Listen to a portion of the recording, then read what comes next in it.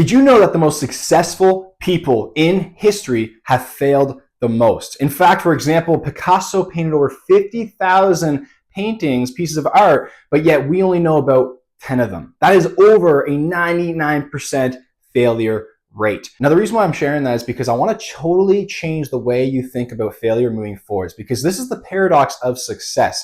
The people who actually win the most fail the most. The people who lose the most are not willing to fail the most. And that's the tricky idea around success. We have this fear of failure, and that actually becomes a thing that causes us to fail in the first place. Because on the path to success and getting what you want, failure is a part of that process. The thing that actually stops us in our tracks is what we believe to be true about this failure itself. It is the projection of fear that is coming from our ego. So think of it like this. Let's say you're going to go after the thing that you want.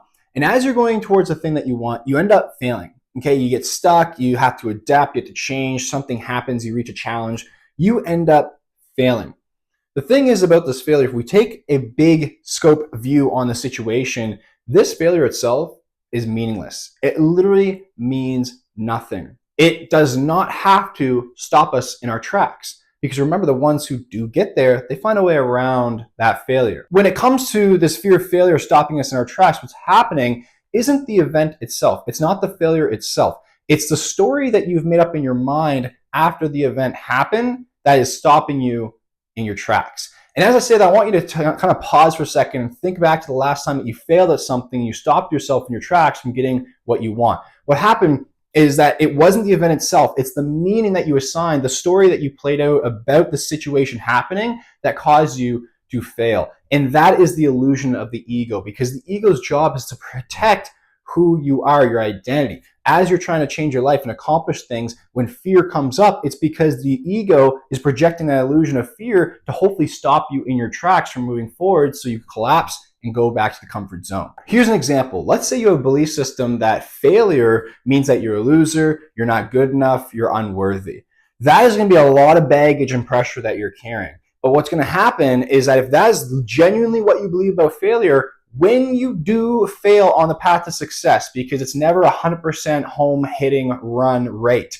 All right, even the most successful batters in history in baseball, I'm not a huge fan of baseball, but even the most successful ones, again, they fail the most. They don't have a huge high success rate. So as you're going on this journey and you do fail, because you're going to fail on this journey, what's going to happen is that if that's what you believe to be true about failure, that is going to manifest in real time, because you're going to end up failing. It's part of the process. But then you're going to assign that meaning of like, well, see, I'm just unworthy, I'm not good enough, I suck. And that's going to be the thing itself that actually takes you down, causes you to fail, and then reconfirm this belief system and cause the loop to keep going. So the first thing we want to do to get through this fear of failure is, number one, change your definitions of failure. Change what you believe to be true around failure itself. So how you can do this, for example, is think of the fear of failure that you're experiencing, right? Ask yourself, what would I have to believe to be true to be experiencing this fear right now about the situation? That's one question.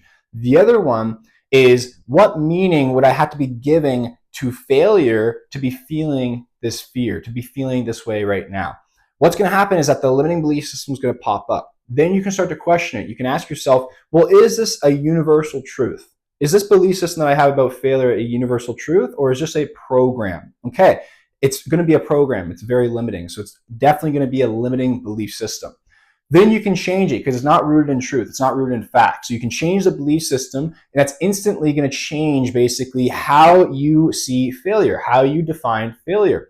For example, I bet a lot of successful people define failure as a way of adaptation, improvement, progress, pivoting. And that leads me to my second thing, is expect pivots. One of the things that I've really changed my mind on in the last 5 or so years chasing my own goals is that I now hold a general idea of what I want, so a general big vision, but it doesn't have to be so specific. And the reason why is because it might end up being better than what I could imagine.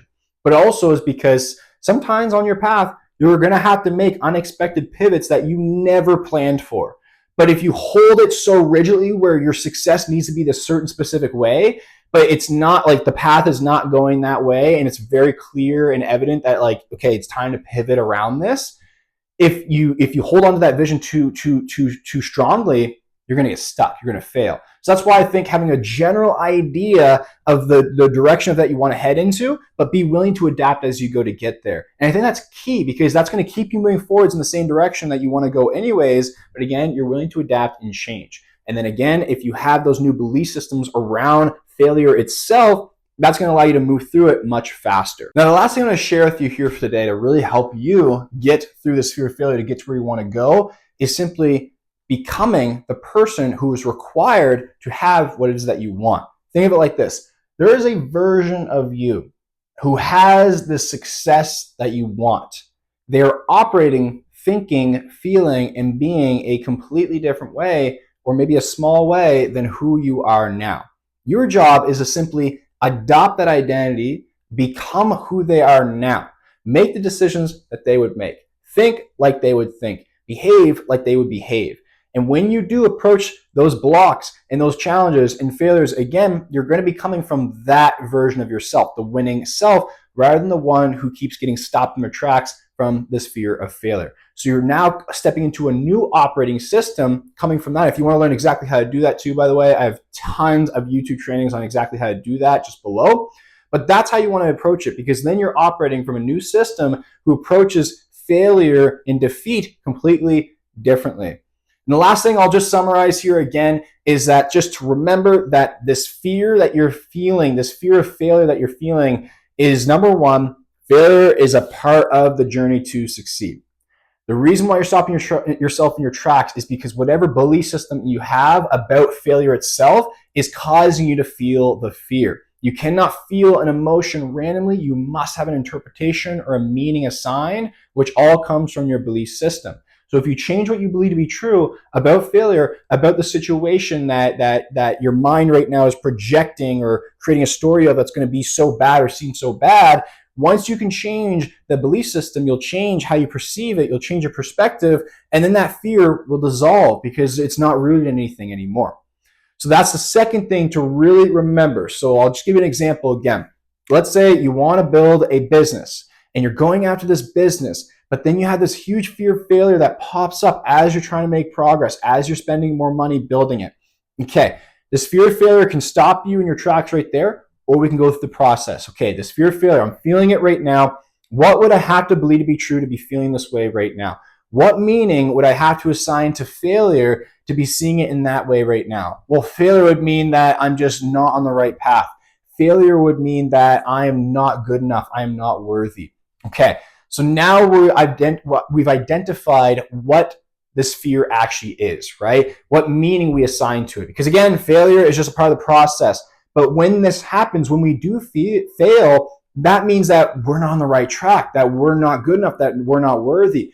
That's the thing that's really dragging you down and stopping you in the first place. So then you can ask yourself, well, is that universally true? Like, is that an actual truth? Or is that just the way my mind sees it, how I'm programmed to see this failure? Oh, it's how I'm programmed to see this failure, because failure is part of winning. All the successful people have already proved that. Okay, so now you can change what you believe to be true about this failure itself, change the definition around it, and then approach it from that new state.